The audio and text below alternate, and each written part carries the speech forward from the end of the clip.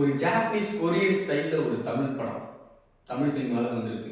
காதலிக்க நேரமில்லை அப்படின்ற ஒரு படம் தான். ஆக்சுவலாக அந்த படம் வந்து ஃபர்ஸ்ட் ட்ரைலரு அப்புறம் டீசரு சாங்ஸ் அதெல்லாம் வந்து பார்த்ததுலேருந்தே நம்ம வந்து ப்ரெடிக்ட் பண்ண ஆரம்பிச்சோம். இப்படி தான் இருக்கும் கதை, லவ் படம்னாலே இப்படி தான் இருக்கும் அப்படின்னு சொல்லிட்டு நாமளே ப்ரெடிக்ட் பண்ண ஆரம்பிச்சோம். ஆனால் இவ்வளோ டிஃப்ரெண்ட் கைண்ட் ஆஃப் ஒரு லவ் ஃபிலிம் வந்து அதுவும் ஒரு ஃபீமேல் கிட்ட இருந்து வர்றதுன்றது வந்து ரொம்ப ரொம்ப பெரிய விஷயம். அதே மாதிரி அட் த சேம் டைம் வந்து அந்த போல்டு அட்டம்ப்ட் அது ரொம்ப கேஷுவலா வந்து நிறைய விஷயத்த வந்து கேஷுவலா சீன்ல சொன்னது. அந்த ஸ்பெர்ம் ஃப்ரீஸ் பண்ற அந்த ஒரு இடம்லாம் வந்து யோசிப்பாங்க.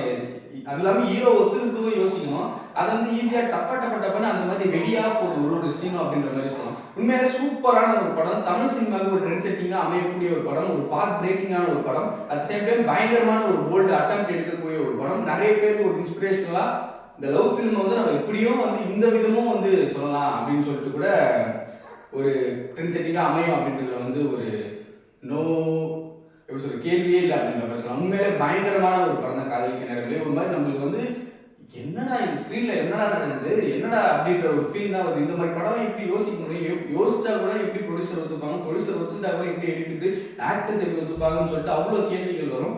ஆனால் ஒரு மாதிரி செம்ம படம் அப்படின்னு சொல்லலாம். ஏன்னா அவ்வளோ சூப்பரான ஒரு சொசைட்டியில் வந்து அவ்வளோ நம்மளாம் வந்து மூஞ்சம் மறைக்கக்கூடிய விஷயம்லாம் கேஷுவலாக ஸ்க்ரீனில் வந்து ரெப்ரசென்ட் பண்ணுறாங்க. அதெல்லாம் வந்து ஒரு மாதிரி பயங்கரமாக இருந்துச்சு அப்படின்னு சொல்லலாம். அதுக்கப்புறம் வினய் கேரக்டர், வினய்க்கும் வந்து ஒரு கும்பிடு போட்டே ஆகணும் அப்படின்ற மாதிரி சொல்லலாம். உண்மையிலே அந்த மாதிரியான ஒரு கேரக்டர் எடுத்து நடிக்கிறதுக்கு அப்படின்றது வந்து சாதாரண விஷயமே கிடையாது. அதுவும் அவர் மாதிரி இருக்க ஒரு பொசிஷனில் ஒரு லவர் பாயாக இருக்க ஒருத்தர் வந்து லவர் பாய் வில்லன் அப்படிலாம் நடிச்ச ஒருத்தர் வந்து இந்த கேரக்டர் எடுத்து அதை ஒத்துக்கிட்டு அதை பண்ணுறதுலாம் வந்து சாதாரண விஷயமே கிடையாது. அது வந்து பயங்கரமாக பண்ணியிருக்காரு அப்படின்னு சொல்லலாம். யோகி பாபுவோட காமெடியில் வேற லெவலில் ஒர்க் அவுட் ஆகுது அப்படின்னு சொல்லலாம். ரொம்ப சின்ன சின்ன ஒன்லைன் தான் ஃபன் தான் தேட் வந்து பிளாஸ்ட் ஆகுது அப்படின்னு சொல்லலாம். யோகி பாபு கேரக்டர் ஒன்று பயங்கரமாக இருந்துச்சு. கன்னடா பாதி தமிழ் பாதி ஏனப்பா அப்படின்னு சொல்றதெல்லாம் ஒரு பயங்கரமாகவே இருந்துச்சு அப்படின்னு சொல்லலாம். அப்புறம் வந்து ஜெயம் ரவி அவருக்கும் வந்து உண்மையிலே இந்த மாதிரி கேரக்டர்லாம் ஒரு ஹீரோ எடுத்து நடிக்கிறது வந்து யோசிப்பாங்க, கன்ஃபார்மாக யோசிப்பாங்க.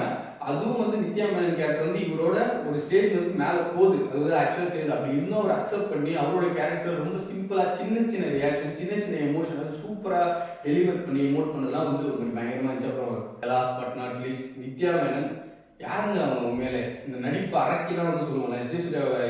நடிப்பு அரக்குன்னா இவங்க ஃபீமேலில் வந்து நடிப்பு அரக்கி அப்படின்னு சொன்னால் அது நித்யா மேனன் தான்.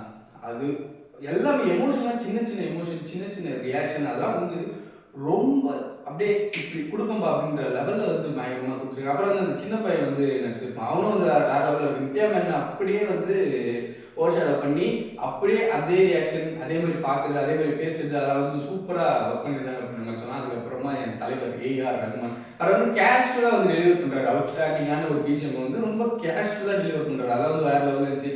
என்னங்க இதெல்லாம் இந்த மாதிரியான ஒரு படம் ஏஆர் ரஹ்மான் கிட்ட வந்துச்சுன்னா அவர் எப்படி மியூசிக் போடுவார் நம்ம யோசிக்கிற ஒரு தருணத்தில் பயங்கரமாக போட்டிருந்தாரு. அந்த எல்லாமே சிம்பிளான சீன்ஸை வந்து அவர் வந்து இன்டர்நேஷ்னலாக பிஜிஎம் போட்டது நிறைய ஆர்கஸ்ட்ரேஷன் இருந்துச்சு. அதெல்லாம் வந்து ஒரு மாதிரி சூப்பராகவே இருந்துச்சு அப்படின்னு சொல்லலாம். ஒய்யால அதே மாதிரி சாங் பிளேஸ்மெண்ட் ஒரு மாதிரி சூப்பராக இருந்துச்சு. அந்த எண்ணெய் இழுக்குதடி சாங் பிளேஸ்மெண்ட் இருந்துச்சு. லாவெண்டர் பூக்களை சூப்பராக இருந்துச்சு. அந்த முடியல அந்த பிஜிஎம் வந்து சூப்பராக இருக்கும். அங்கேருந்து யூஸ் பண்ணுவாங்க. அந்த பையனுக்கே அது மாஸ் பிஜிஎமாக அமைஞ்சது வந்து ஒரு மாதிரி பயங்கரமாக இருந்துச்சு அப்படின்னு சொல்லலாம். கிருத்திகா உதயநிதி உண்மையிலே ஏன்னா அவங்களோட படம் எல்லாமே ஒன்னொன்று ஒரு அட்டம்ப்டாக இருக்கும். அது வந்து எனக்கு ரொம்ப ரொம்ப பிடிக்கும். அவங்களோட வந்து அந்த அவங்களோட ஃபிலிமோகிராஃபிலே நீங்கள் நிறைய படம் எடுத்ததே 3 படம் தான். அவரோட ஃபிலிமோகிராஃபியில் வந்து எல்லா படமும் எனக்கு பிடிக்கும். அதில் வந்து இது வந்து அவங்க பண்ணதே கெரியர் பெஸ்டான ஒர்க் அப்படின்ற மாதிரி சொல்லலாம். உண்மையில சூப்பரான ஒரு படம் தான் வந்து காதலிக்க நேரங்களே. சில பேருக்கு புரியறதுக்கு கஷ்டமா இருக்கும், சில பேரால் ஏற்றுக்க கூட முடியாது. அந்த மாதிரிலாம் கூட நிறைய விஷயம் இருக்கும். ஏன்னா எனக்கு அந்த ஒரு சீன் ரொம்ப கேஷுவலாக வந்து அவங்க அம்மா கிட்ட சொன்னா நான் இன்னும் வெஜ்ஜுன்னு நினச்சிட்டு இருக்கேன்னு சொல்லிட்டு அவங்க அம்மா கிட்ட சொன்னது அந்த ஒரு இடம் வந்து அதான் சொல்றேன். ஒரு ஜாப்பனீஸ், ஒரு கொரியனு, ஒரு ஹாலிவுட்டு, ஒரு அந்த மாதிரியான ஒரு இன்டர்நேஷனலான ஒரு ஃபிலிம் தான் ஒரு காதலிக்க நேரங்களே. கண்டிப்பாக ட்ரெண்ட் செட்டிங் அமையும் அப்படின்னு சொல்லிட்டு நம்புறேன்.